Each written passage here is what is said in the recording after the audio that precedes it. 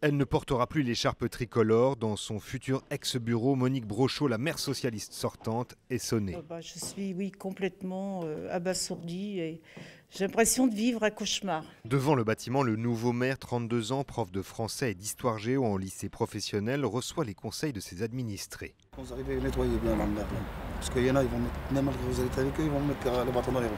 Dégagez des gens, n'hésitez pas à niquer la France. Mais le premier maire FN d'Île-de-France refuse les caricatures. Je ne suis pas un homme d'extrême droite, je ne suis pas un nazi, je ne suis pas un facho, je ne suis pas un skinhead.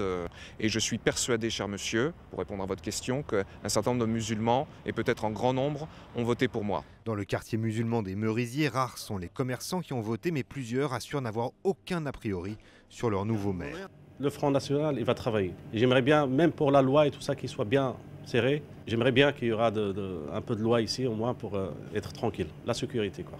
Les jeunes sont plus inquiets. Mehdi est responsable d'une association sportive qui tente d'occuper les adolescents. Il n'a jamais vu Cyril Naute, mais redoute de perdre ses acquis. Si le maire, dans sa tête, il se dit « je vais travailler avec les jeunes », ils me tendent la main, je leur tends la main, c'est du donnant-donnant.